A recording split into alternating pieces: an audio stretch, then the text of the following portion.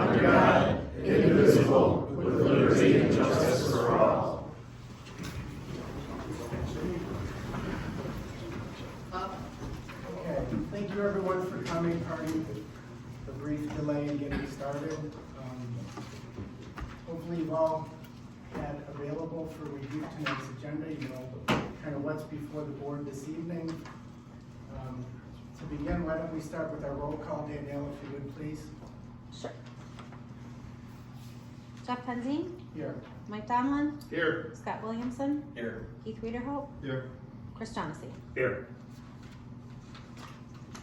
Okay, first, we look to tonight's agenda. I would look to my fellow board members. Hopefully everyone here has had a chance to see that. Unless there's any suggested changes or revisions, I would entertain a motion to approve tonight's agenda. So moved. I'll make a move. Danielle, is there a I'd like to change the variance numbers so they are each separate. V25001 for setbacks, V25002 for landscaping, and V25003 for lighting. anything else? No? I make a motion to approve the agenda as amended. I'll second. All in favor? Aye. Any opposed? Okay, so tonight's agenda as revised is approved. Next would be our review of minutes from our last meeting, which was quite a while ago, October 8, 2024. Those were included in the packet for tonight's meeting. Again, to my fellow board members, if there's any changes, substantively, typographical errors, I understand happen. Substantively, if there's any changes or comments regarding those minutes, I would entertain them now. Everything looks good to me. Danielle, I was here and I reviewed the minutes. They appear accurate, so. I'll make a motion to approve the minutes from October 8th, 2024. And I'll second.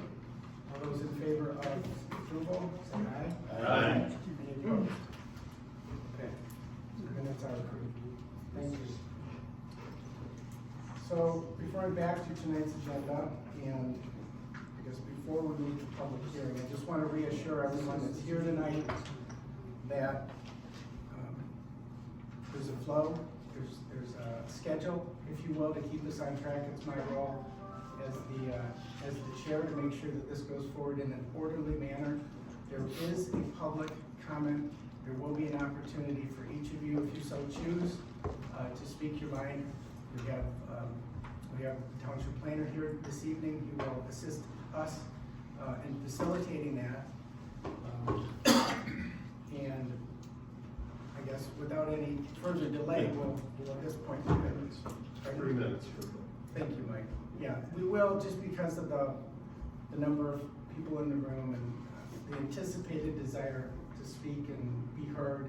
We are gonna limit your time to 3 minutes, and there will be a timekeeper. I would just ask that we keep it civil, we keep it directed to the board. It's not necessarily a question and answer session. It's an opportunity for you, as you know, invested members of the community, to let us know what your thoughts are on this specific variance request. Okay. That's all we're here, is those 3 variances. That's what we're here to decide. Yeah. Thanks. Not the site plan, not the use, these 3 variances only. Correct. And I guess once we get into public hearing, we'll flesh that out a bit. But yeah, this is a tactical meeting. It's for a specific purpose under law and under the local ordinance. So be mindful that there is a process at work here, and our goal tonight is just to kind of, comply with the legal requirements of the township and making sure that this decision is informed and in the best interest of the community. Okay. So at this point, I suppose, can I make the motion that we move to public hearing? Yes? So I would move that we move to public hearing on the application for variance request number PH 25-0001, applicant's name Scott Barbat, and the, there it is, the address of the parcel 10 South Ortonville, parcel number, I should recite this for the record, correct? Yes. Parcel number 02-12-429-019 and 03-07-355-022. Is there a second? Chairman, just for clarification, the public hearing is for all three variances. We're not having three separate variants. It's all for all three of them, right? So it's not just 001, 0001 and 0001 through 003. Thank you, Mike. Correct. Yes, so that, with that being said, we have a second to move to public hearing from Brother Johnson. All those in favor, say aye. Aye. Any opposed? Okay, we are now in public hearing. So before we, I guess, deliberate or engage in dialogue as a body, just to inform all of you, consistent with the agenda for tonight's hearing, we're going to hear from, I guess, a number of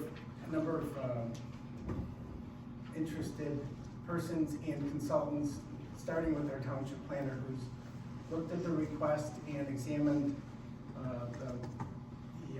the scope and the issues before us tonight against the zoning ordinance. So, Chip, if you would introduce yourself and explain what you've done or your office has done. So my name is Chip Smith. I'm with Wade Trim. I'm a colleague of Caitlin Hoppen, your regular planner, who is otherwise engaged this evening. And we have been tasked with evaluating the three variance applications submitted by Scott Barbat for the property at 10 South Ortonville Road.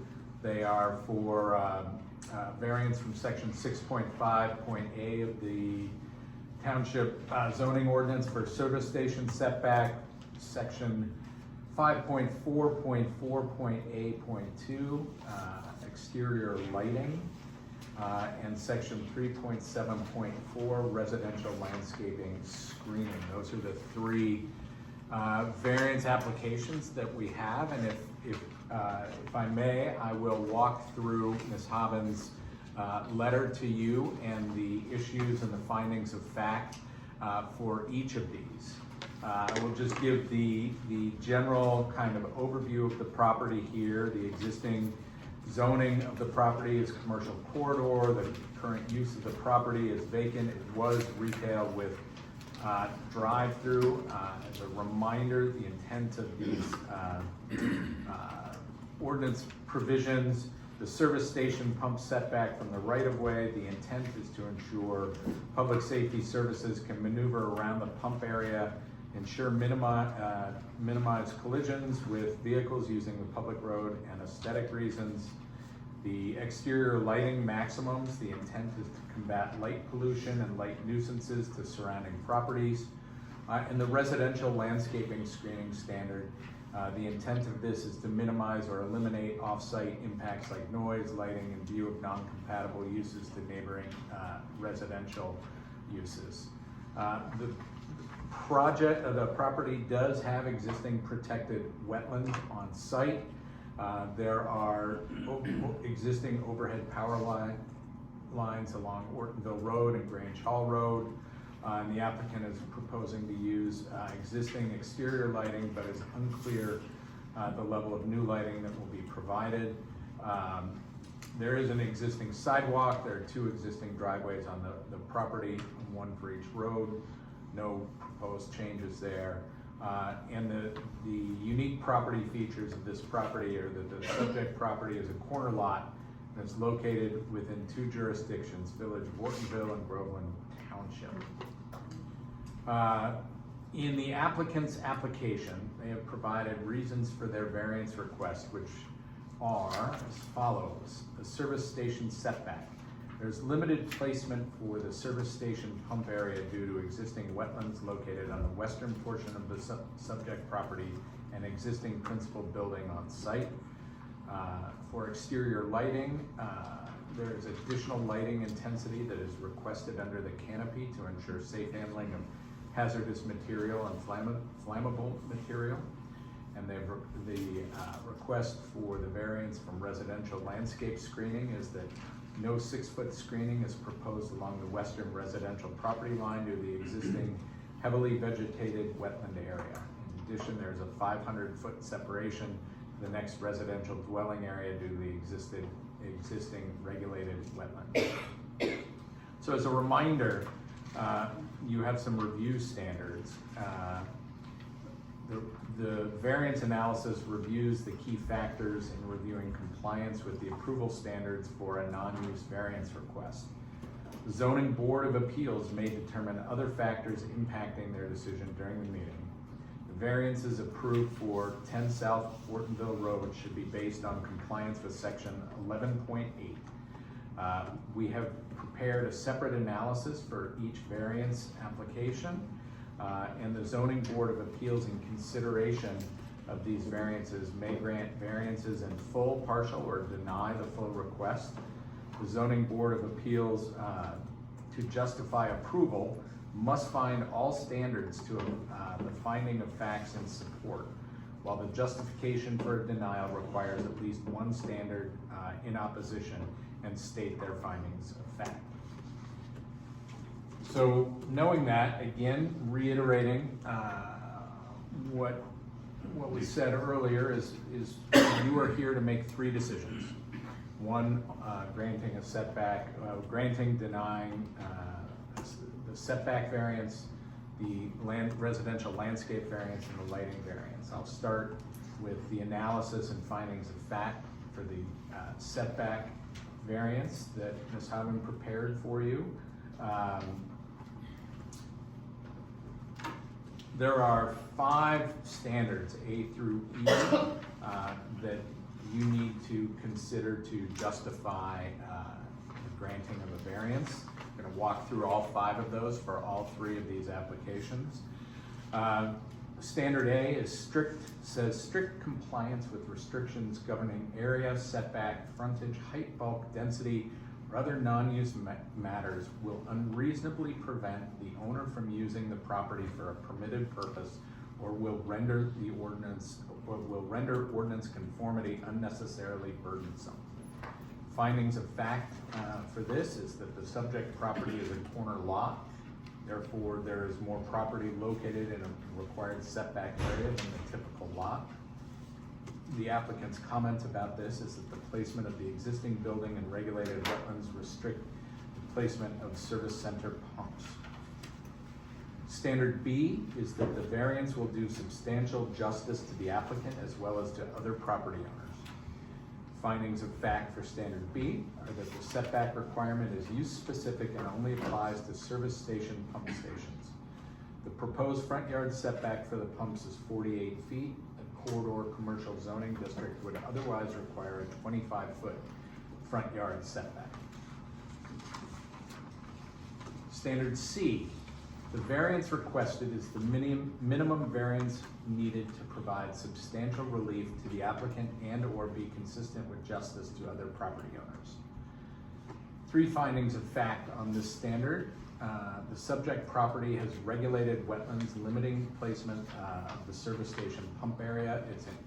It is encouraged to make hazardous substances like gasoline are set back from sensitive water bodies. The subject property again is a corner lot with more property located in front setback than the typical lot. And the applicant is maintaining parking spaces closest to the building entrance, which is required by the Michigan Building Code for ADA accessible parking spaces and common sense. The applicant's comment is that the placement of the existing building and regulated wetlands restrict the placement of where the service center pumps can be located. Standard D, The need for a variance is due to unique circumstances peculiar to the property, i.e. exceptional topography, narrowness, shallowness, shape, or area of a specific piece of property as of September 12, 1999, or other extraordinary conditions of the property, and not generally applicable in the area or to other properties in the same zoning district, and cannot be solely economic in nature. 2 findings of fact for this standard. The subject property is on a corner lot, and the subject property has regulated wetlands which hinder the approximate proximity to hazardous material associated with a service station.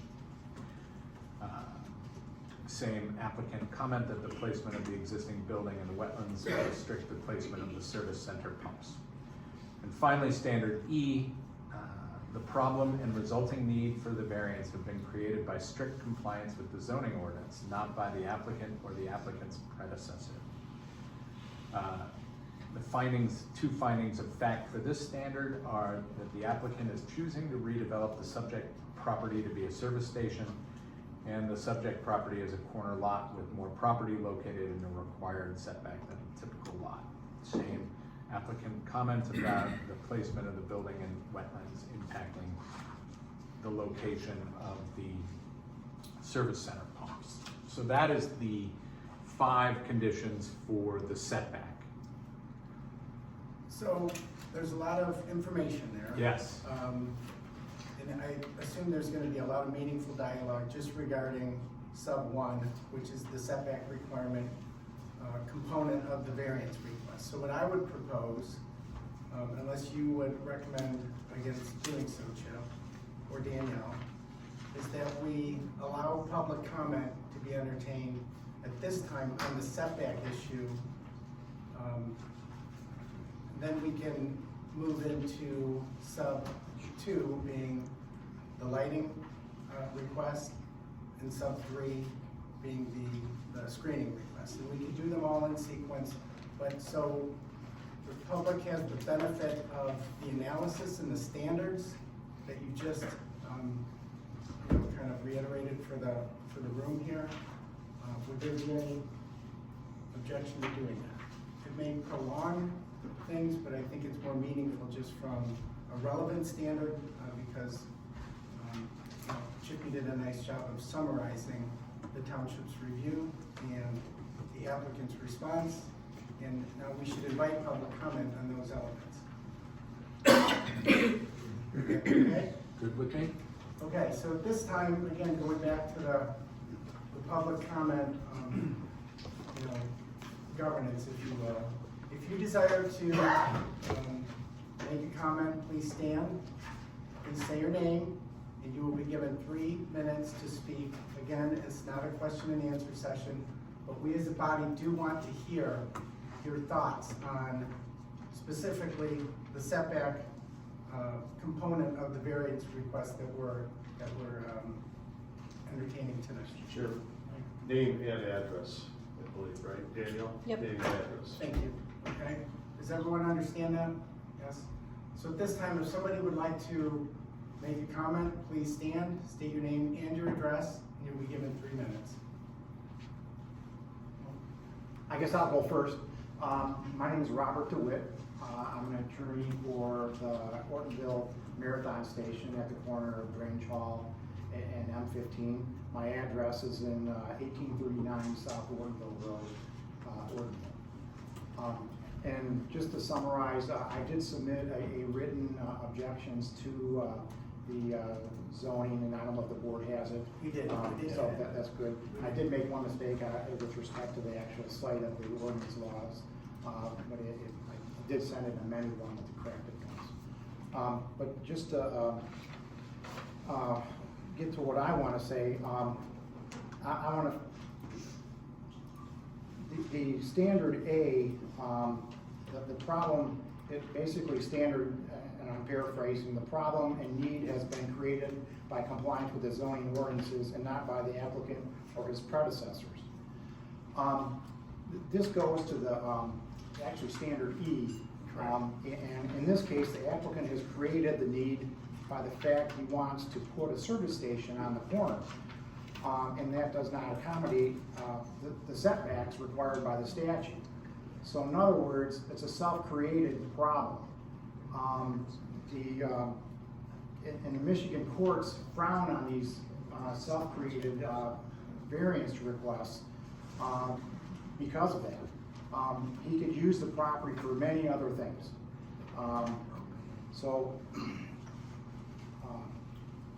My next comment with respect to standard A is that, and paraphrasing again, uses the term unreasonably, prevents the owner from using the property.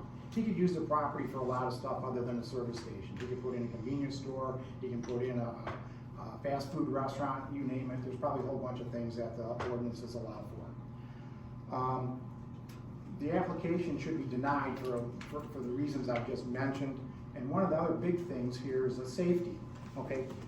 The setbacks are a safety issue, and as opposed to a lot of setbacks I know are more aesthetic, or they don't really seem to pertain to some, like why is it size matters and things like that. Here we're talking about safety on a corner of a busy intersection. I put in my notes to you guys that there have been an accident at Drainer Road and M24 about 2 years ago, where a gravel hauler went right over their berm, smashed into the canopy, inches from, setting a fire and things like that. So that's an issue that we should address here, we should keep in mind. Also, that particular site, there's contaminants in the soil. There used to be, I believe, a service stations there. I know there's an Evo cleanup site, kitty corner across the street in the village. So we start digging into this, we're gonna have a lot more problems. Thank you, Counselor. Would anyone else want to make a public comment at this time? Sir, Yeah, your my name name is and your Dan address. Burley. I live at 1505 Bird Road in Ortonville. And I'm going generally on the variance for the property. The fact of the matter is, it's beyond the variance. It's not acceptable to the public, people that live. Everybody I've talked to in the community says we do not need another gas station. We don't need more pollution in the ground. We don't need all of the stuff that comes with a fuel station. We have enough already. They're already lined up all the way down M15. I can't think of how many there actually are, but there's plenty of that. We don't need that. And I would just like to say, that's my comment. We don't need a gas station. Thanks. Okay, thank you, sir. I just want to remind everyone, again, drawing everyone's attention back to the purpose of this meeting and the role of this board with this request. We are here strictly to determine whether the zoning ordinance as written in the request of the applicant presents practical difficulties such that a variance is permissible and it's warranted and it's deemed to be acceptable in the eyes of the township. Okay, if this request is approved, the process moves forward to planning commission approval, site plan review, special use permitting. So we're just looking at the earliest stages of the process here insofar as, does this request present a sufficient basis under law for us to permit or approve a variance of our existing zoning ordinance? Okay, so it's a very limited purpose here tonight. Okay, so with that understanding, is there anyone else that would like to make a comment? Yes, ma'am, your name and address. Kathy Sluter, 1351 Thayer Road. I would like to bring to your attention the fact that you know how many gravel trains go down Grange Hall Road? You put two gas stations right next to each other and you are going to have a disaster. There are no two ways about it. People pull out of them gas stations left and right. It wouldn't work. You can't have one gas station pulling out and another gas station pulling out with these gravel trains coming down, and they're two at a time. That's all I have to say. Again, just to remind everyone, the setback aspect of this request is the topic of discussion currently. You just can't have Dave, restricted. address? I'm sorry, my name's Dave Lucas, resident. Just can't restrict the conversation to a setback, because we're all here because we're concerned about the use of the property. That will be So Mr. Lewis, the use of the property is not in the purview of the zoning board of appeals to make a decision about. So what happens? Then we all vote no. If they, so let me explain the process. So the applicant has come asking, they have applied for these variances. Their job is to put each variance request through these the analysis of these 5 standards and determine whether to grant fully, grant partially, or deny each variance request. What are they gonna produce? The next step in the process, whether or not these variances are granted, the applicant can bring an application with a full site plan and a special use application, at which But time. the applicant hasn't brought that to us yet.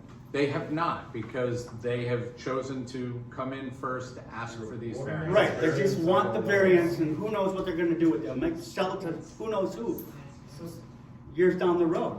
So the Because variance. what you're gonna give them So a variance runs with the land, you are that's correct correct. about that. Important point. But there are 3 very specific questions that they will vote on this evening, which is granting or denying these variances. Sir, what is your name again? David Lucas, David Lucas, and your address? I'll write it down in the book when we get a chance. You don't want to provide your address, okay. I do, I didn't have a chance to sign it. You're on the radar now. 2561 Bald Eagle Lake Road. Thank you, Michigan. Michigan. Thank you. Sign the paper. There you go, good job. So, again, folks, if we could just maintain, a spirit of decorum here, we have a process. Again, the purpose is to decide here tonight whether the variance request should be approved. Currently, we're discussing only the setback aspect of the request, okay? Use is not before this board. In fact, I don't. Yeah, but that's all we're interested in. So. Right, if Everyone we here is can't interested in voice use. our I apologize. concerns, you guys are gonna vote regardless of what our concerns are for. We wanna know what you're gonna build. Ladies and gentlemen, you have to understand the limited purpose of this hearing. It's not to decide use, it's not to approve site plan requests, it's not to entertain special use applications. It's strictly looking at the ordinance and whether or not this request for a deviation from the current wording of the ordinance should or should not be. You've got a gas pumping station coming in, what's your setback? So there's a process here, okay? And the process is that we're So you're gonna analyzing. grant a variance and then change? I know what state law says. We have to get through the 3 aspects of this request, That's why starting we're with here. setbacks. The township planner has spoken to the standards, and the township planner has spoken to the applicant's response. It's your opportunity to speak to the setback requirement as proposed. And your name and your address, please. Lori Eagle, my address is 1505 Bird Road. I just wanted to state, I agree with Mr. DeWitt's points of the reason he feels it should be denied. A lot has to do with wetlands and the danger of gas. I mean, we're talking about setback. I just agree with the point. Thank you. Anyone else would like to make a comment? Sir, your name and address. Yeah, my name's Ronak Patel, 7255 North Village Drive, Clarkston. My dad owns the Marathon, Nick Patel, and I work alongside him for a lot of the times. But I agree with our attorney as well. Another thing I wanted to say is that as far as the variance setback, I respect what you were saying with regards to like, this is what we're focusing on. We don't need to talk about anything else at today's meeting. But the thing is, I think the frustration a lot of people have here is that it does go hand in hand at the end of the day. We're doing this for a reason. They're not just saying, oh, let's do this setback and then figure out what we want to do later. It's pretty clear what they want to do right after that. And that's the main concern most people have here, I think. Yeah, that's all I really wanted to say. Okay, thank you, Ryan. Ma'am, your name and address, please. Beth Reynolds, 339 Everett Street, Ortonville. And I'd just like to agree with Bob DeWitt as well. It's a self-imposed variance, and there's concern about the fuel tanks and the wetlands. I think he makes some good points. Thank you. Ma'am, your name and address, please. Marion Hyatt, 233 Grange Hill Road. I don't know what the law says and all that, but my own opinion is that the people that live in a community should have a right to what they want put in there. And I think it should be something that the community can use and needs, because we have enough gas stations.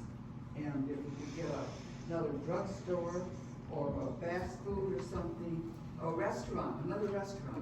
We only got a couple of restaurants, and one, I ate there, it's not that driving food.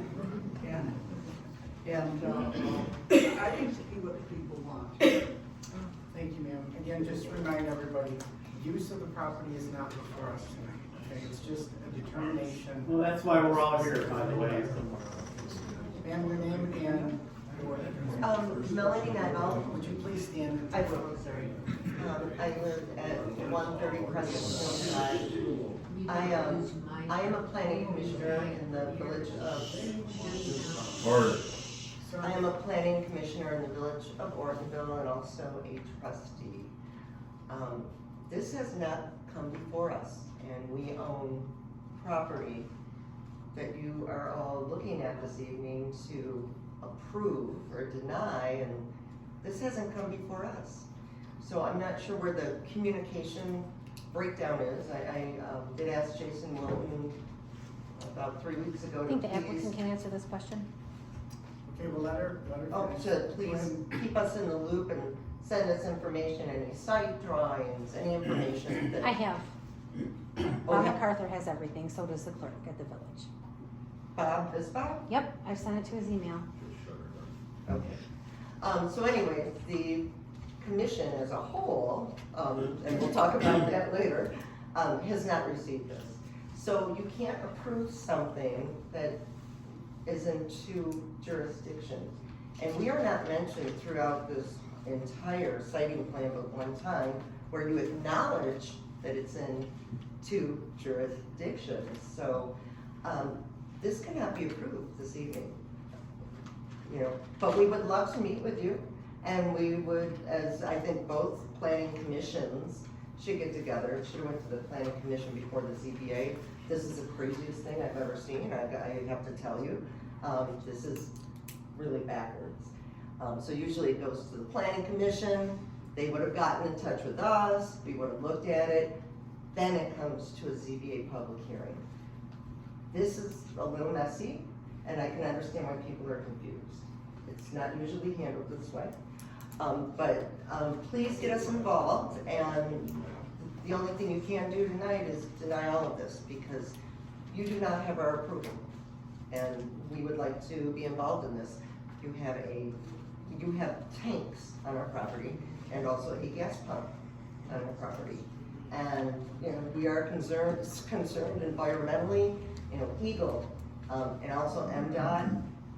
We will not approve anything, I can tell you this, and I don't want to speak on everyone, but unless there's a left-hand turn light at that intersection, because right now it's a mess. One person can turn each way, going north and south, and you know, there's a lot. You got Eagle, MDOT, Health Department, Environmental, the wetlands, and if you're having a restaurant, and Donna, I'm going to let you talk about that, about the grease traps that go in the back of there. I don't know what kind of restaurant. Time. Okay, but we would love to know, but you cannot approve anything, because we did not. So thank you. Thank you. Ma'am, your name and Good address. evening. Donna Ferrara, 3335 Acorn Grove Court. I am a Groveland resident, and I am also the senior planner for Brandon Township, and up until I moved here, I sat up there too, and I was chair of the ZBA for many, many years. So I appreciate what you gentlemen are faced with this evening. I can tell you, it's a rare meeting that you have this much public outpour. I would have killed to have these people at every one of our meetings. So this takeaway should be that you got a lot of concerned and confused citizens that they don't do what we do. They're concerned, they don't understand the law, they need it to be explained to them. First thing I'm gonna start with is Mr. Scott Barbat, who I've not met. I don't know if it's a bit of confusion, but you guys have mentioned a couple times referring to Mr. Barbat as the owner. That's a falsehood. Mr. Carl Grandier is the owner. I know because I had the privilege of speaking with him a few hours ago, picked up on the second ring of my call. And unless Mr. Grandier provided an agent with a notarized legal document, Bob can substantiate this, to speak on his behalf, it is completely illegal, gentlemen, you know this, to have one person request any variance on property that he does not own. Mr. Grandier is the owner of this. So unless I'm not aware of it and you guys are sitting on a notarized document that says, I'm Scott and I have the owner's permission, this is all a moot point. Another thing I know you all realize, when we pass a variance request, are three factors: health, welfare, and safety. Mr. Johnessy, your first comment was, we're not here to, quote, discuss the site plan nor the use. With all due respect, gentlemen, that's ass backwards. Because the variance goes with the land, not the property owner. Theoretically, you gentlemen approve one or all of these and the deal falls through. Now you have set yourself up for approval on these significant variances of a very impactful use of this site, and you haven't even had the opportunity to look at a site plan. The cart is being put before the horse. No due respect, but in my 25 years of doing this as a master planner, I have never seen it work this way. You cannot, in good conscience, approve something for a variance when you are clueless as to what that site will contain as a development. Thank you, I hope this is denied. And if you don't have a notarized letter allowing this discussion from Mr. Grandier, who is the legal lawful owner, this meeting should be adjourned. Thank you. Appreciate your comments. Is there another individual who would like to make a comment at this time? Yes, that was perfectly said. My name is Ken Joe. I own 40 through 100 South Ortonville Road. I'm next door to this property. And I agree with Mr. DeWitt and Mrs. Ferrari, everything they said on this issue. And your name again is Ken? Ken Joe. I'm signed in over there. 40 through 100 South Ortonville Road. Thank you, sir. The whole center. My name is Regina Halisinski. My address is 341 Greenhill Road. Came here tonight not quite knowing what to expect, other than there's a lot of talk about what is going on that corner. I very much appreciate the education that I've gotten from the attorney and the two ladies here. I feel like all of what they had to say needed to come to light. Obviously, we all have some feelings about this. I couldn't agree more, and I'm very, very happy that these three people are here tonight to give us that information. Thank you. Thank you. Sir, your name and address? My name is Jay Patel, and I've been in this town for 25 years, and my address is 465 South Street, Ortonville, Michigan. And I used to own the Marathon a long time ago, and they put a ride area there. So they have, whole property is contaminated, because they have hard time to put ride area there.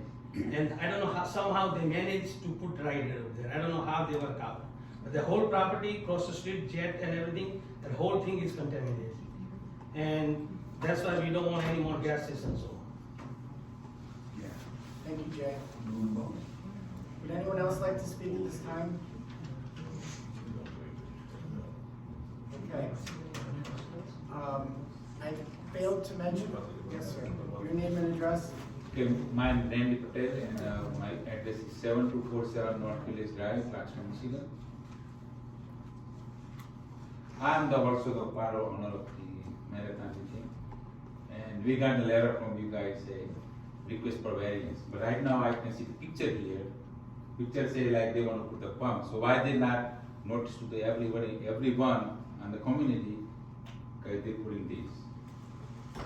They just put the letter say variance request, but they didn't specify anything besides I can see the picture here. And also as a owner, I'm in there for almost 20-30 years, and it's a lot of traffic, a lot of people having hard time to left, right and left, and I see a lot of group of people, they walking to stores, and they got accidents so many times, and I see a couple dead because of that. So we don't want to lose community anymore, and I agree with these three people, whatever they're telling us, and they're telling you guys, I think is fair to the community. That's what I can say. Thank you, Randy. Would anyone else like to speak? Okay. So at this point, I failed to invite comment from the applicant earlier. That was part of my intention. I apologize for that. Is Mr. Barbat here? I am here. You're Scott Barbat? So I am Scott Barbat. I in negotiations with this piece of property for the proposed development, and my engineers are here also, Nick and Aaron from Stonefield Engineering, and Nick is gonna, or Aaron's gonna go ahead and do the presentation. Okay. Sorry, I overlooked It's okay. that No earlier. issues. And I can answer any or address any questions or concerns when she's done. So your name? So typically, just because I know you're speaking. Yeah, and we don't know why you're So continuing. typically, in this process, and we do 1 to 2 stations a year together. So the process is there's a due diligence. So before you purchase the property, you have to see if it's even possible to do the property, or else it's you're buying the But property. you have to do that with both What do you property propose to owners. put in? One second. We are a property owner as well. Okay. So tonight we're just here for a variance. So before But they we can't purchase do the our property. variance. I can address that. Okay. Again, Melanie, you spoke, you had the opportunity to do so. Let Scott and your name again? Aaron McMahon. I just want to make sure you understand, you cannot approve a variance with our property. Does everyone understand? We've had multiple Scott, discussions with. I can Sir, work with you. Melanie, we have a process here. The board hasn't even entered into discussions regarding. I know, and our planning commission knows nothing about, this is crazy, but Okay. continue. Proceed. So I'm Erin McMacken with Stonefield Engineering and Design, working with Scott Barbat on this request. And I did have a testimony prepared, but I think it makes the most sense to flush out a few of these issues before we even try to move forward here. First, I wanted to address Ortonville. We did have conversations and present the site plan to Matt Ryan, the village manager at Ortonville. They had no concerns with the development as long as we got approvals through Groveland. Their only request was that we do relocate those underground storage tanks outside of their municipal boundary. So that has been part of the process in getting here. We weren't ignoring that piece of this process. And again, this is the first step in that long process. So if Ortonville does want to be involved further in the site plan and special land use process, we certainly will involve them, as well as hosting a community meeting to help alleviate a lot of the concerns here tonight. And then I think the other piece to address before I provide any more information would be the letter of authorization from the owner. I know we've spoken with you and the planner about providing that at a later date. Is that something that is feasible, or can we move forward tonight? In speaking with our planner, she said it was still possible to move forward. Right, okay, that's what we were instructed for the meeting tonight. So if the board's comfortable, I can provide some more information. I would invite you to do so. Thank you. So I won't get too repetitive with what Chip had stated.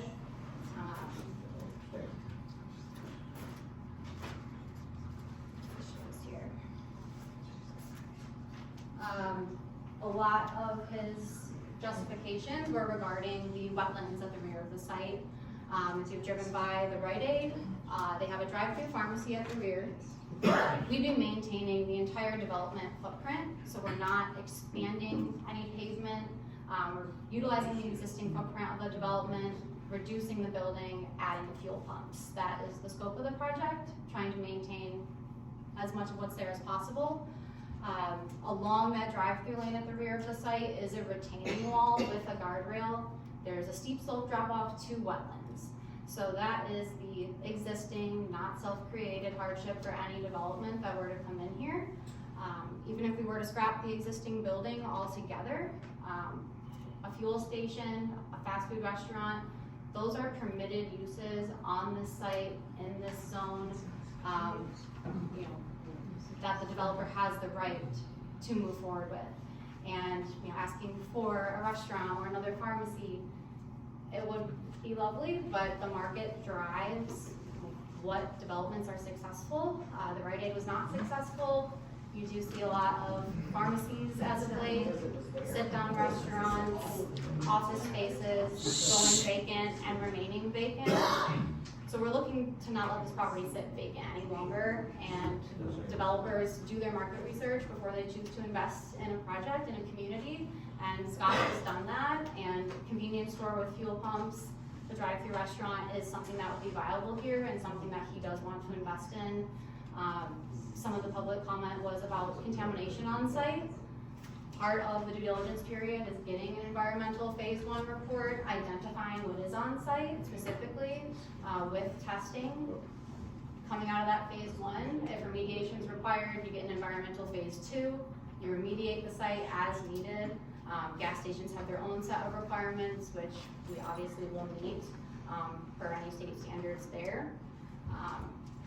So that retaining wall in the wetlands kind of addresses the setback issues. I don't know if you want to get into landscaping and lighting right now. Not right now, thank you. Okay, thank you.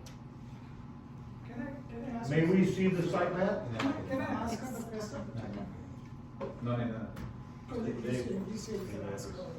You know what, I will allow it just because of your. Maybe turn it around and see. What is your name, sir?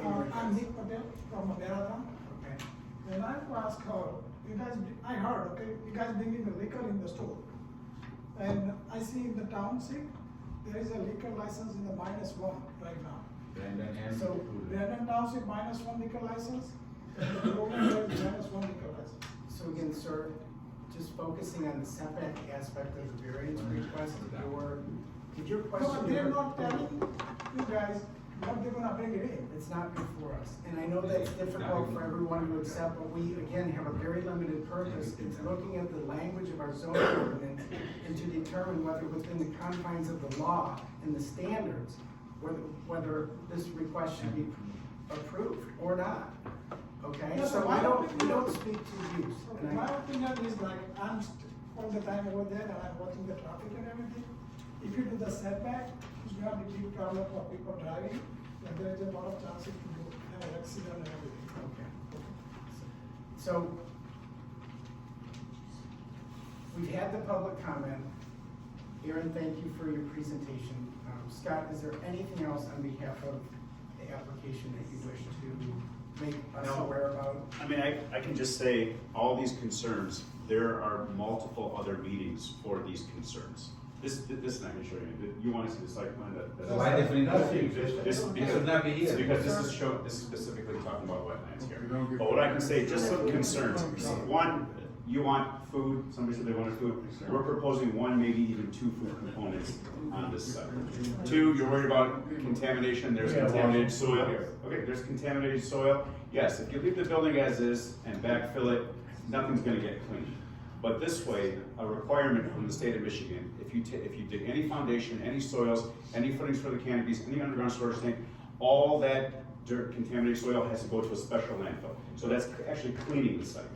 Drop underground storage tanks, the requirements these days from the state of Michigan are very, very massive. There's monthly inspections, there's quarterly, there's yearly, they're double-walled fiberglass, they're not tanks from 20, 30 years ago. There should be 0 issues whatsoever. The state of Michigan's eyes are on top of it. Today, like we've said multiple times, just talking about the 3 variances we're going for right now, there'll be multiple more hearings for you guys to express your concerns. That's it. So let's go over the 3. Setback, landscape, lighting. Correct. That's all we talked about tonight. That's it. That is it. Sir, did you wanna stand and make a comment, give your name and address in the red shirt? I have a lot to say, but I'll wait till the next meeting. Okay. If they don't approve the variance, there won't be another meeting. That's right. So, folks, I implore you, please, as much as possible, just understand, we're trying to maintain an orderly process here. I understand there's a lot of emotion and concern, and maybe a lack of information regarding the process, but tonight it's just very limited with regard to a zoning variance request. 3 parts, we're talking about setback. Donna, you've spoken Yes, already.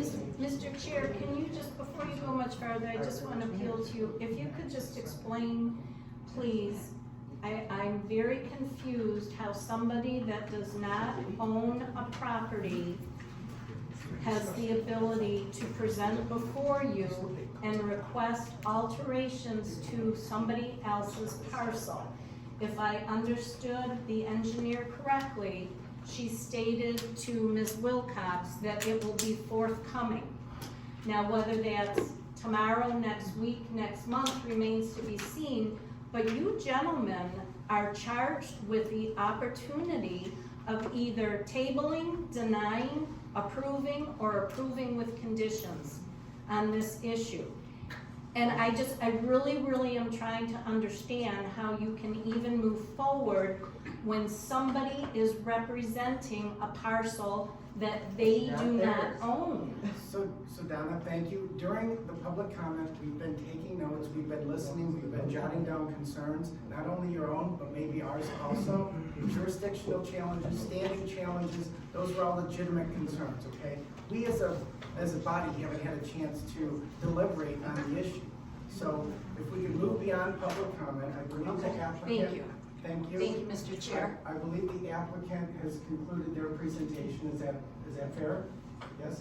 I just talked with our village manager, and he absolutely did not give permission to move forward with this. He said that there would be discussion on the tank being moved, and at that point, then we would be discussing it.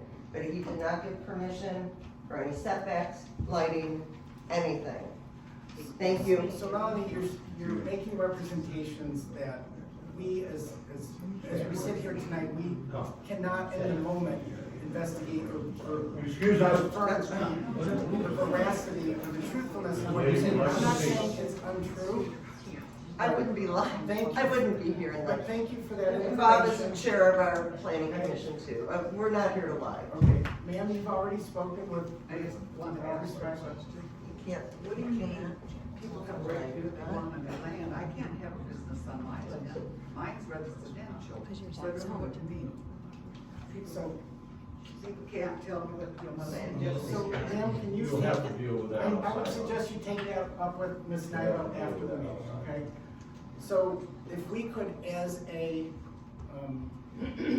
body, can we deliberate while in public hearing? I believe that's how we should do it, correct? I mean, I think there was some legitimate concerns. And the jurisdictional question with regard to Ortonville and Brandon Township is, for the village, whoever would have co-jurisdiction with Groveland Township, I don't know, my fellow board members. Well, there's a few things that one, and our job as the BZA is the variances. But the variance stays with the land, right? That's true.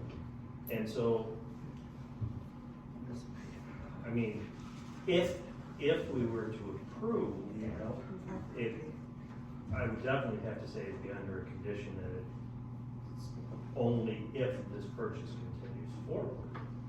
Because I have to say that I wouldn't be comfortable doing this as a variance to just, and it's only a variance for this very specific reason in terms of the setback. But again, doing this due diligence and looking and whatnot, can we even approve it? And that's a question I don't know. Can we approve or deny when it's not? Are you saying, can we approve it on the basis of jurisdictional? No, well, on ownership. I'm just the owner. That's a secondary concern, I mean, I haven't gotten to the jurisdiction, that was just the one that was most recent in my head that I wrote down. Okay, I do have a concern too, and this is something coming in, is, and maybe I'm incorrect in thinking this, because I don't know how much of this property is in the village and how much is in Groveland, Can I or clarify on if that? all of it's in, that part I would need to know. It's all in Groveland. Well, if I may invite some insight from the app, Mike, go ahead. Mr. Chair, a lot of the public comment is based Why on. don't you sleep on it? Sir, sir, just one second. Sir, we have to allow people to speak without interruption, okay? It's a matter of common decency and respect. You will, or you were, given a fair chance to speak, and if we could just keep the chatter and the interruptions to a minimum, this would be a much more meaningful process, okay? Fair enough? All right, Mike, go ahead. Mr. Chair, a lot of the public comment is speaking to the use of the property itself, and I don't think you're gonna get around that. What I would suggest is to have the applicant finish their presentation on landscaping and lighting as well, and then allow that to go through, and then any further comments on those to be concluded in the public hearing, at which time I would then recommend that we close the public hearing, have some deliberations, because I have some questions and some thoughts with these items before us tonight that I think the public has brought to light, and I think this is why we do these processes, because we are part of the public too. We live in this township, and so I think, you know, if we could have the applicant conclude their presentation, and then we can conclude the public comment and then go into our deliberations on the matters. Okay. Sounds reasonable? All right, so I turn the floor back to you, Aaron, if you would proceed with, and again, just to clarify, I believe, correct me if I'm wrong, we're speaking now to the lighting and the screening elements of the variance request. And I think Aaron, is it? Aaron, yes. Aaron, I think Aaron wanted to also speak to the ownership too of the property, as far as, well, not ownership, jurisdiction of the property, because we're unfamiliar with that as well. Correct, and understanding that Ortonville is involved in the site plan and special use process. The municipal boundary runs through the fuel pump canopy there. So looking at Ortonville's ordinance, there's no variances required, which is why this step, I don't think requires, you know, that piece of approval. We're only seeking the variance approval per the Groveland Township ordinances. And then moving forward for site plan and special land use, working with both municipalities on those approvals. So just clarifying that piece. Okay, thank you. So no approvals from Ortonville. I wanna make sure that's clear, so they have no jurisdiction over the zoning portion of it. The site here conforms with the setback requirements, so variances aren't required around Ortonville. Variance is what I meant. Right. So starting with the landscaping request, typically when a commercial site borders residential, which is to our west, I'll flip back to the other map here. A 6-foot wall or 6-foot evergreen tree plantings are typically required. So that would be between the commercial development and this residential home that's 500 feet away.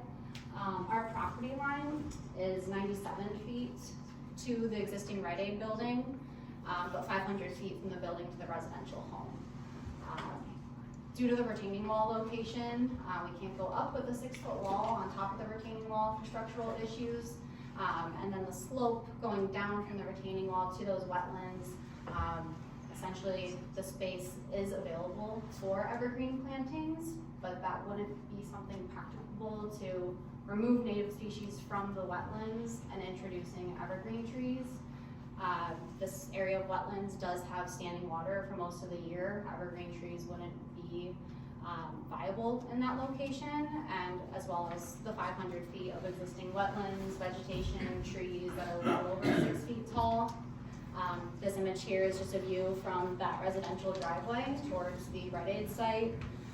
There's additional photos here of just the dense plantings along the Rite Aid. You can see the tree line up at the rear, well over 6 feet. So just due to that impractical reasoning for planting evergreen trees within the wetlands, we do think that the variance request is reasonable for the residential buffer. And this is just on the western property line? Correct, yep, just on that western property line, where the drive-through lane exists and will be in the future. Okay.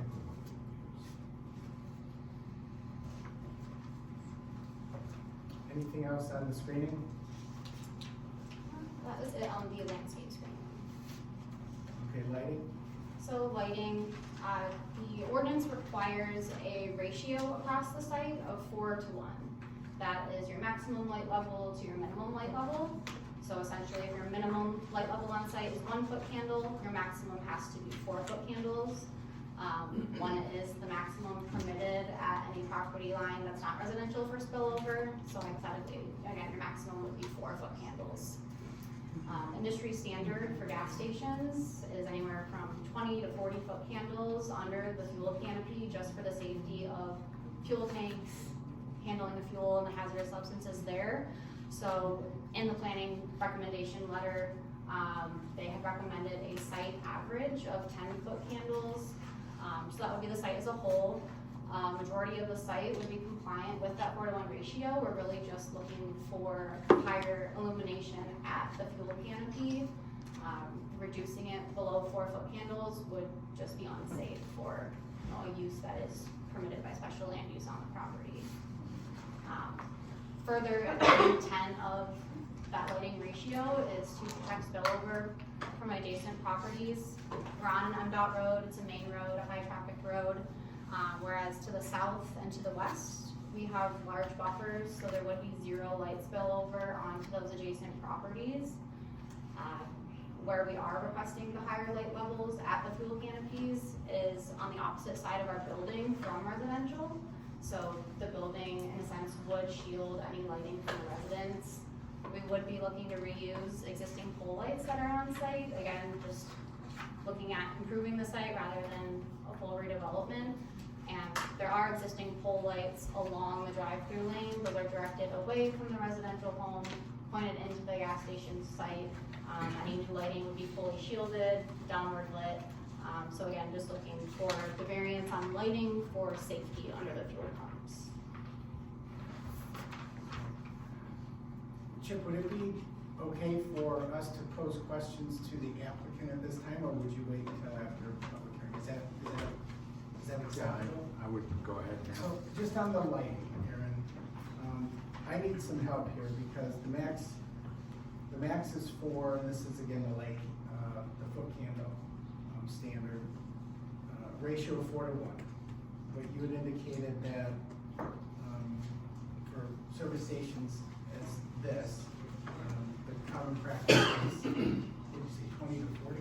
20 to 30? 20 to 40 foot candle maximum, but a majority of our site, all the landscape area on site is gonna be 0 foot candles.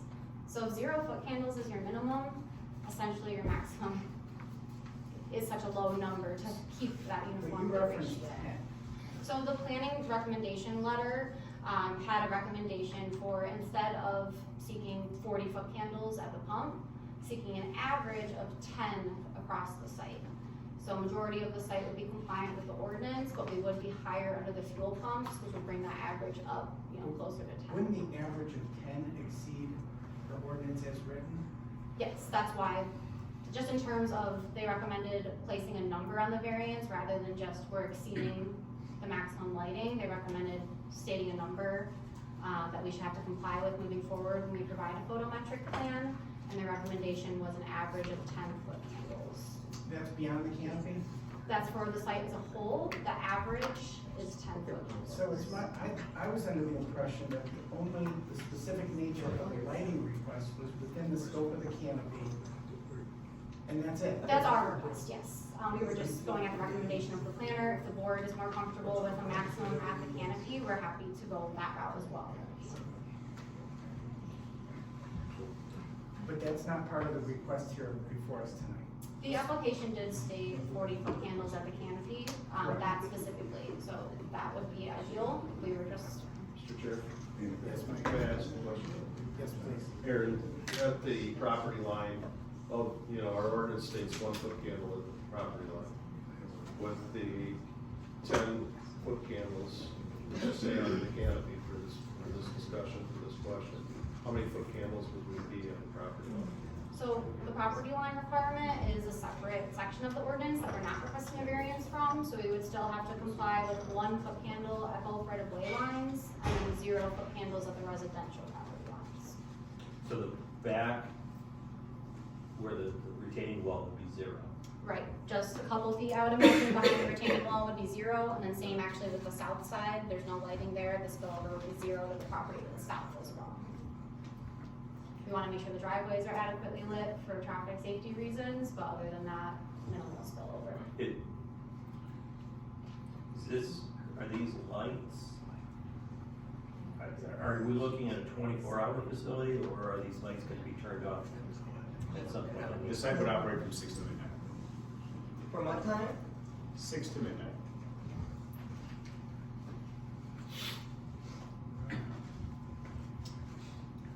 Does that answer your question, Chris? I guess the lighting is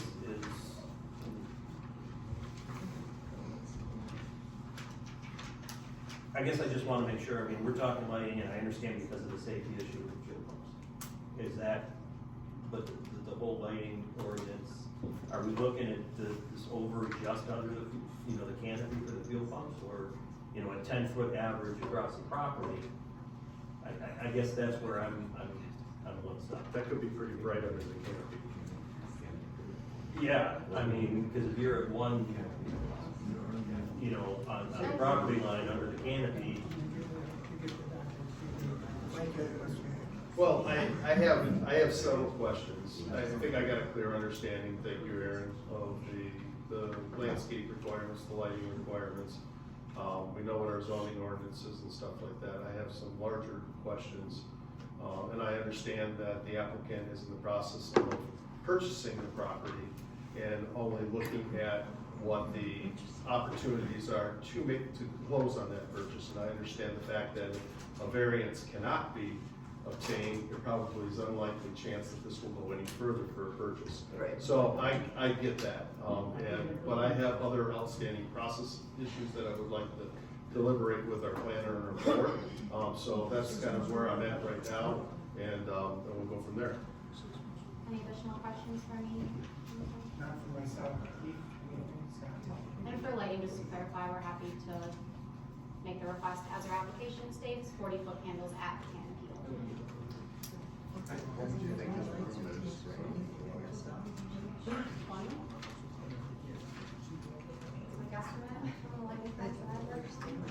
So I do have a question about the setback. Where's the points of reference with that measurement, if you will?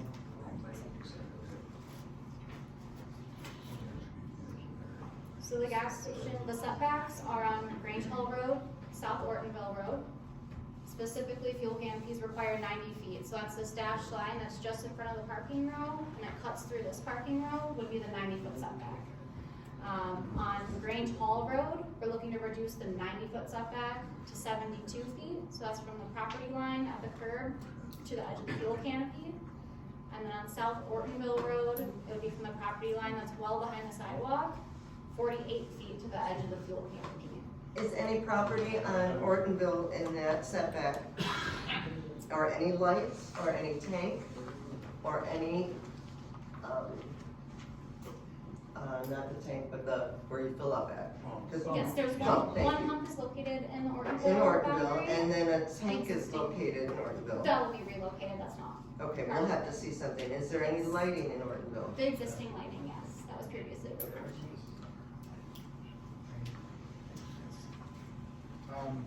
Again, so the point of reference on the property, I understand you're measuring from the right of way.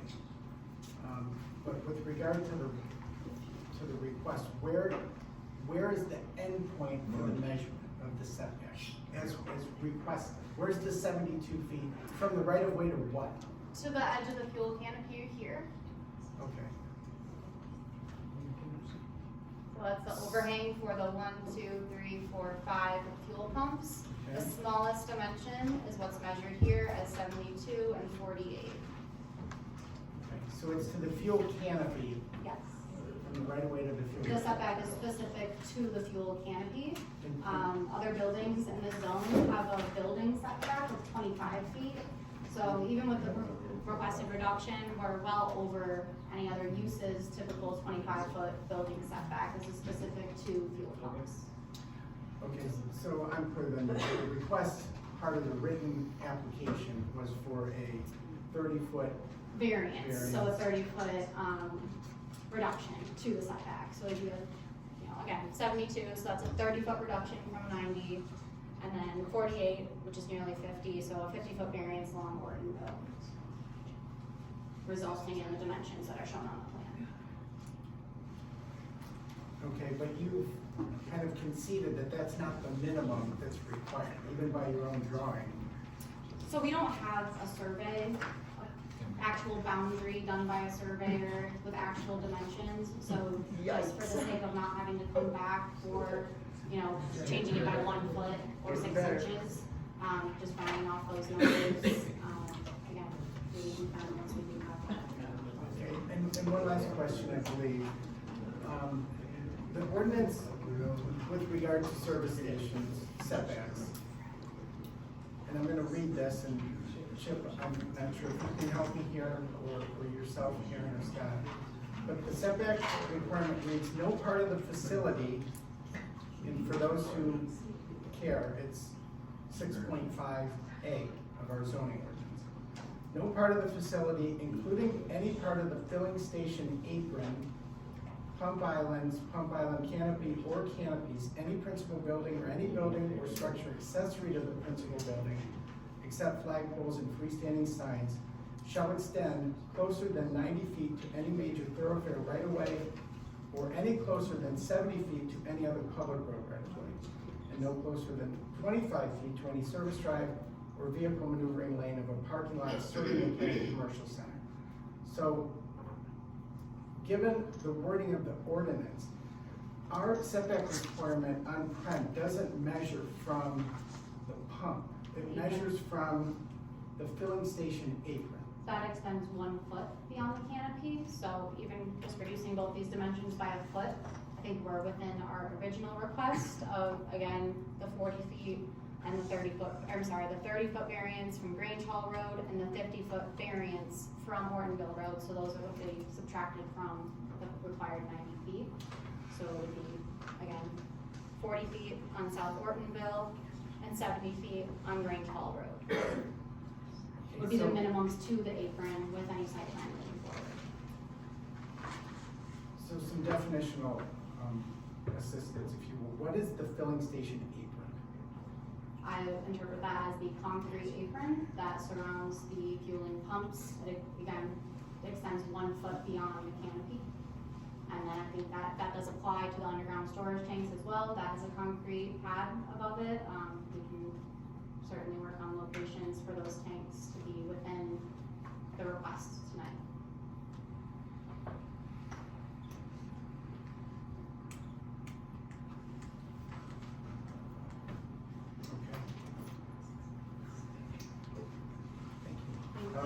I do have one question. Yes, sorry. I'm confused about the boundary lines, specifically the one that's off of Ortonville Road.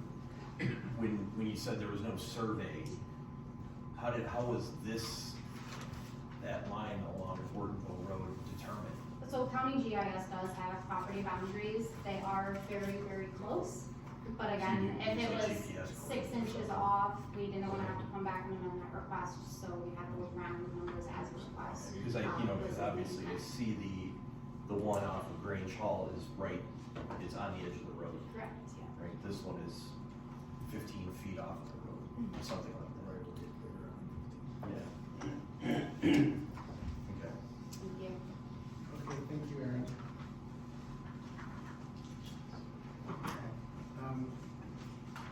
I suppose at this point, Jeff, this is from Ortonville Village Planning Commission's office. Yes. Not for time, but I do have just a quick comment. And with all due respect, may we request your name? Yeah, you gotta stand up. Yeah. Do I have to stand up? You have to say your name. You have to, they can't see you. Standing correctly here. No, Yes, Bob MacArthur, I'm chairman of Brandon, or Village of Ortonville Planning Commission, 445 Schoolhouse Street. I just want to ensure that all the discussion about the property line with no survey, I just want to, because we do have just a small portion there, one of the islands, the apron, and we're not sure. I mean, I know the conversation is the tank will be moved, but then again, if you give the variance and then all of a sudden it can't be, we have concern about that. And if anything's being done, we would like to see before the variance is given is to see a survey completed to make sure where our property line is and where it isn't. Especially if it's gonna go with the land. Anything else? Anything else, Mrs. McCarthy? No, I just want to make sure that, you understand our position with that. Okay, I believe we should, at this point, unless there's a direction otherwise, we should move from public hearing to deliberations. I do just want to make it clear, and I appreciate everybody's comments here. I don't live here, but I love this township, and I'm for the same thing that Don is. Welfare, health, environment, animals, and people. In the village of Ortonville, if you guys want to be together on this, you were asked. I have written documentation that you did not want to be in this. I also sent all the communications out to Bob and the clerk, and I got nothing in return. So if you want to do something on your own, I'm going to tell you to have your own meeting. If you want something to request from this applicant, it needs to be on your own meeting. This is our meeting right now, so I'm not going to accept any more comments for anything that has to do with the village of Ortonville, because this is not their meeting, this is our meeting. I had no idea you sent anything to Bob. And just, I mean, yes, it's your meeting, but it's our property too. So Okay. you have to respect that. So, thank you, Danielle. Is there anything else before we move from public hearing? Yes? Real Donna? quickly, Mr. Chair, if you'll indulge me, if I can just offer a suggestion. If you gentlemen are at all entertaining approving one or all of these, if I can suggest perhaps tabling this and allowing for time, a couple items. If you table it with the conditions that you are allowing for the notarized letter from the owner, allowing a designated agent, i.e. Mr. Barbette, to proceed on his behalf. Tabling it would allow for a comprehensive site survey. Tabling, and more importantly, to Mr. Barber's in view of his position, which I totally respect and understand, Mr. Barber could enter in an executed PA, a purchase agreement, with Mr. Grandier contingent upon a successful variance request. So before he puts forth any more monies and exhaustive time or anything, rather than simply approving it and then allowing him to proceed, with all due respect, sir, you do have the opportunity to execute a PA contingent upon not only a successful variance request, but also approval on conceptual site plan and special use from the planning commission. I could do Just a that. thought. At the same time, Thank you, sir. we can vote approve, and it could be a stipulation of approval at the same time. But at the same time, I could say, you know what, I wanna put in Mama Donna's restaurant in there and I want a variance for A, B, and C. But I have nothing to show that legally I'm able to speak on behalf of Mr. Grandier, who is the legal owner of record. So Donna, thank you, your point is well taken. Thank you. For my benefit, Scott, can you please, I guess, reiterate or go back and explain your current affiliation or your current status as owner or executor So, owner of the property? we have What been in is that? discussions with the Grandier Group, Carl Grenadier and his nephew Josh, who is the actual decision maker who needs to sign the letter, who is out of town. He was not able to sign it. or I could have had it done. We have been in discussions for many months now. So we have agreed on a price, but typically what we usually do, with a letter or without, if they allow me to proceed, every township, every municipality is different, this one allowed it. So we are moving forward, as long as I can see that there's an avenue, a clear avenue where this project can work, then I will engage and be non-refundable with my deposit and set up for a closing date sometime in the later future. But we do this all the time without human power. If it's just a letter, and a notarized letter, I had no idea that that was a law. I thought every township is the one who decides it. We can get that with a stipulation. Sorry, if we could just keep the daily minimum so we could finish it. I'm done, yeah. Okay. So the application does speak to an applicant, right? Yeah. But, not an owner, just to point that out for your, to the point you had made, Donna. Thank you, sir. So, I think we should, at this point, close public hearing. And we can, I guess, deliberate with regard to the feedback we've heard, information from the applicant, from the township planner. We did not review, or you did not reiterate the standards that Caitlin had reviewed for our benefit as it pertains to landscaping and lighting. I believe the correspondence kind of speaks for itself as part of tonight's information, and I don't think we need to go back and do that. So, Danielle, is that acceptable? Also, the packet is online if anyone needs to read Correct. through reports, it's all So online. Caitlin, the township planner's review of the standards in light of the request has been addressed. So, I guess I would at this time move to close public hearing PH 25-0001, 0002, and 0003 to the address at 10 South Ortonville, parcel number 02-12-429-019 and 03-07-355-022. Is there a second? Okay. All in favor? Aye. Any opposed? Okay, thank you. We are now out of public hearing. So with regard to my fellow board members, I guess who wants to start? I would like to ask Chip a couple questions on the process. Okay. Sure.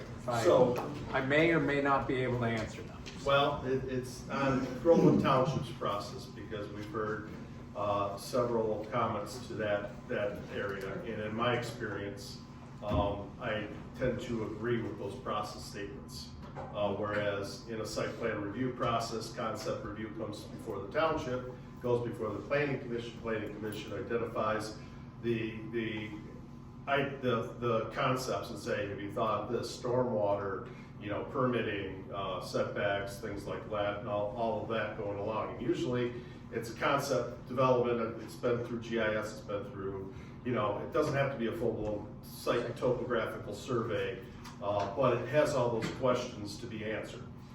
Is it Groveland Township's process to do conceptual review of site plans before it goes to the BZA? So I am not familiar with your processes.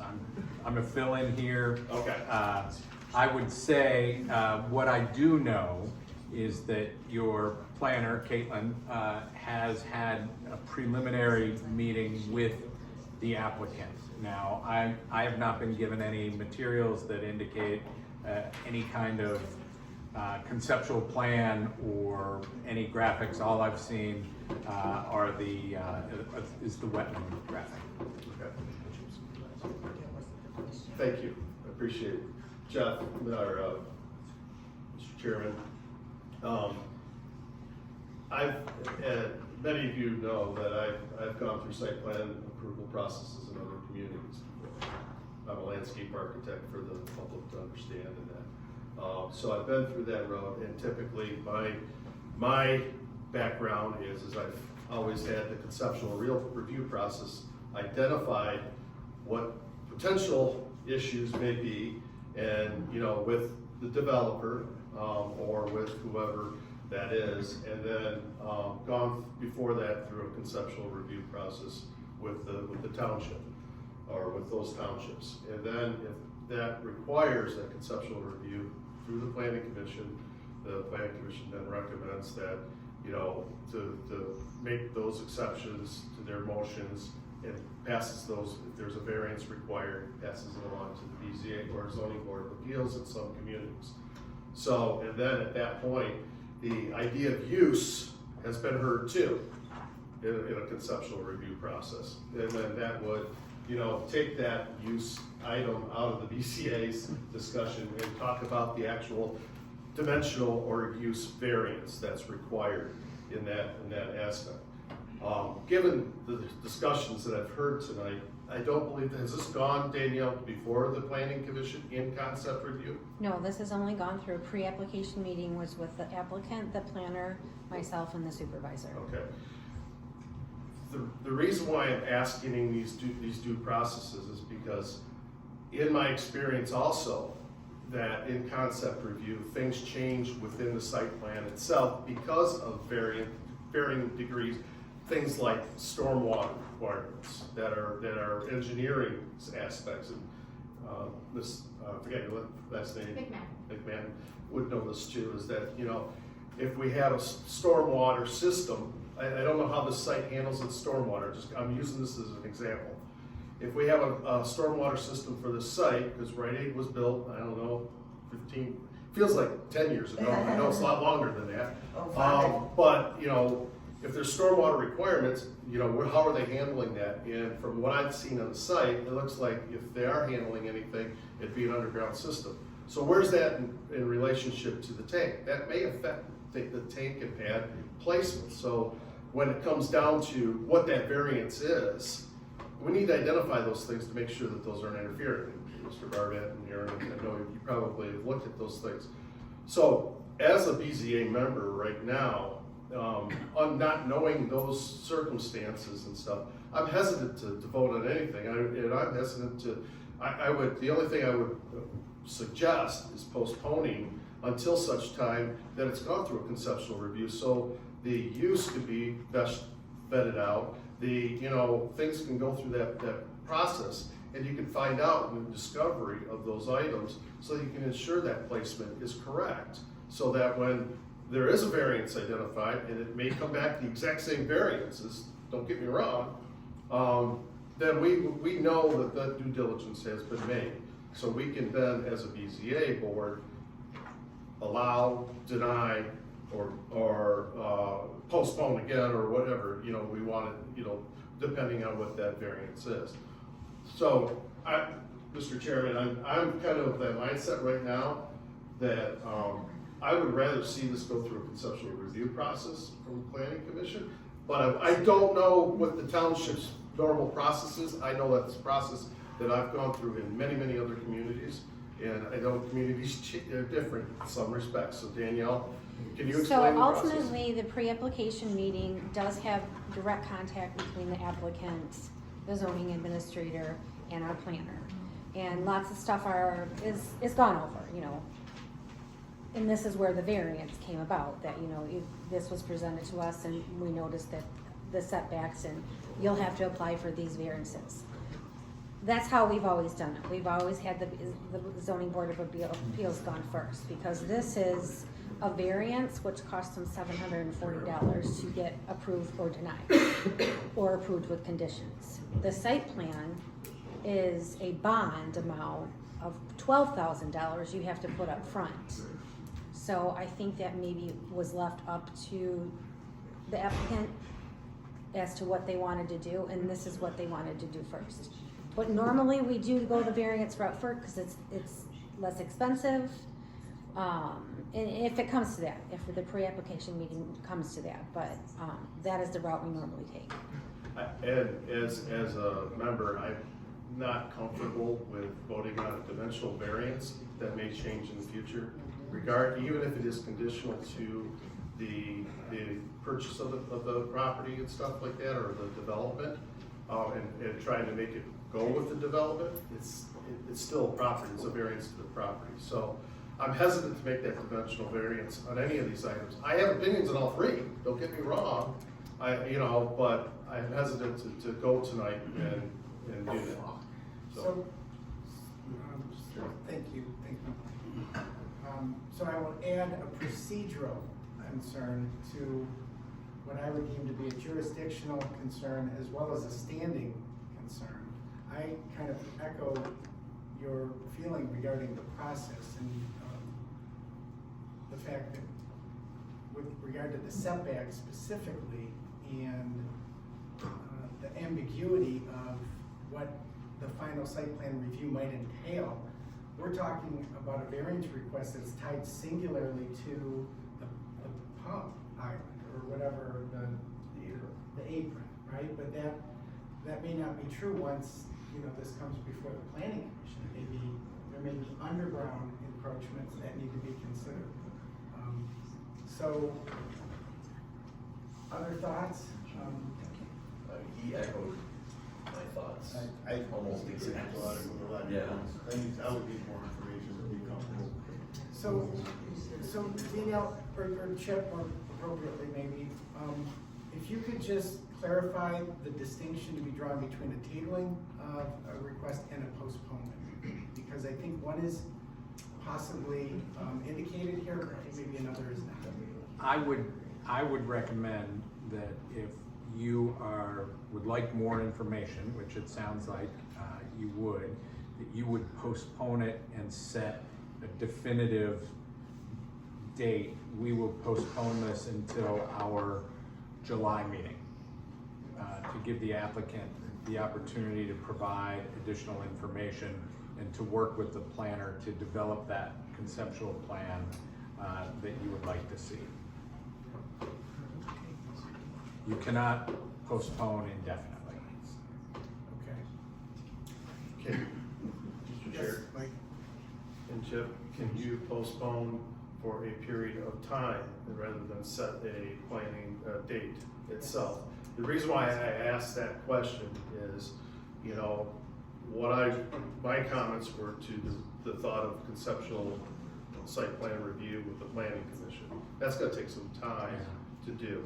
I don't know how long that's gonna take, and make our motion, say postpone until July XYZ, it may take till September XYZ to get that response back, and that more information. We are a bit outside of my wheelhouse, being that I'm not your attorney. Postpone has no time and postpone is the way to go.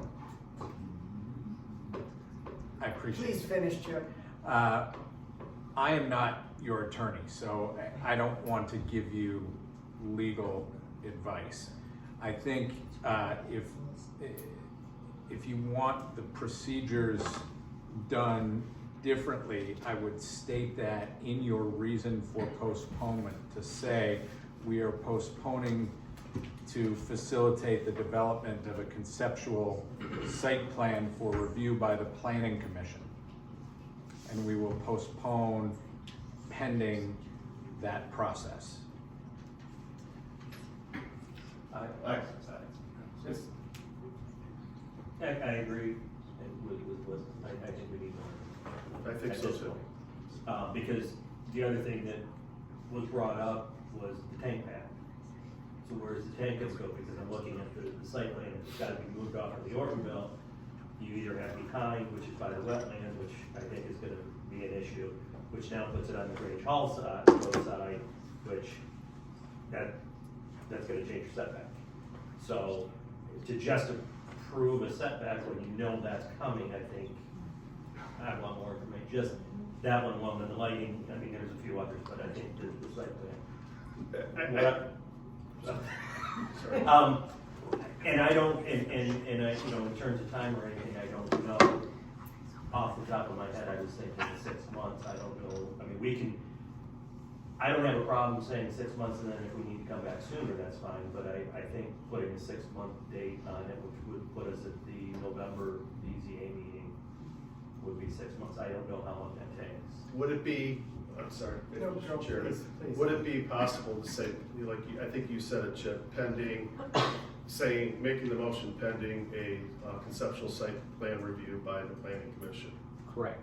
That's what, and then that allows, that's a definitive timeline, so Yes. that would be for what the planning commission Right. would then, as soon as that decision's made, they hear the use, they hear the planning and engineering reports that go along with that, because they're gonna, the planning commission, our engineers gonna look at and bring those questions for the applicant to address in concept.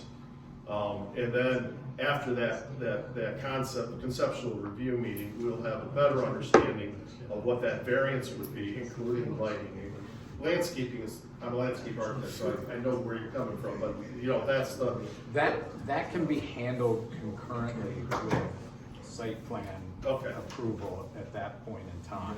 But I think the request for additional information is warranted here. And, you know, I think, Mike, the process that you outlined is fairly typical in lots of places, but there are lots of places that do variances first. Yeah. And it is generally a cost of developing the information tied to that. So what I would do in your motion, and I know Caitlin has provided you sample motions for approval or denial of those three, I would suggest a different motion, which is to postpone action on all three of these to request additional information from the applicant, a conceptual site plan to be reviewed by planning commission, and then for you all to take up these variances, or if other variance requests come up at that time, to deal with those then. Okay. The other option you would have would be to deny and let them come back in with the conceptual site plan and figure out what they need. Yeah, I don't think we have, in my opinion, I don't think we have the information necessary to even deny. So, Mr. Chairman, if I may make a motion, I make a motion to postpone the requested service station. The requested service station setbacks for, what is the number? PH 25-0001, PH 25-0002, and PH 25-0003 for more information, to provide more information to the Township Planning Commission through conceptual site plan review. Does that sound, I got it, did I get it? I think that's close enough. So to be clear, this is for administrative conceptual review, not a site plan approval process. It's a conceptual site plan approval process, which would be that it would come before the planning commission in concept to review that use, to review what, you know, all those things that were brought up tonight. And to confirm that, and then to also address some of those things, allow you to address some of those things through concept review, to make sure that that information you provide to the planning commission is going to give them enough information to say, yes, in the concept, we can approve this. I would also say that along with that, at that time, is either, you know, a contingent purchase agreement or, you know, notarized letter that. So I would, not to Just show show your us. motion, right? Can we come back to that one? I have one question for Chip. Chip, before we field a second on the motion that's before us, is there benefit, as Chris is referencing, in giving, I don't want to say a punch list, but kind of reiterating the concerns raised tonight that we would want to be addressed with regard to jurisdictional duplicity, I think the conceptual site plan would have to show all of that stuff. Okay. And part of that application would be the applicant providing the information that he is in negotiations, you know, and that the closing would be contingent upon approval of the conceptual site plan and the granting of variances. Okay. So we have a motion It's been seconded by Mr. Johnson. Danielle, you have that? Okay, we do not need a roll call vote, correct? No? Okay, any discussion on the motion before us? Okay, all those in favor of the motion to postpone as stated, please say aye. Aye. Any opposed? Okay. So we will revisit the issue after it's gone through site plan or conceptual review before the planning commission. Okay, so it's not a denial, it's not an approval, it's furthering the process to the next level. Thank you, Joe. Thank you. Well, I guess. Thank you, guys.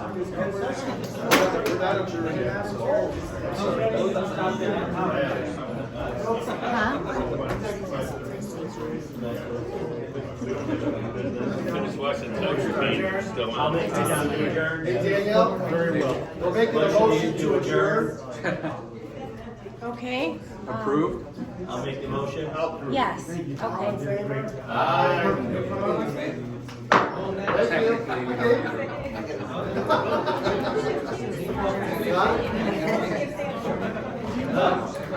Chair.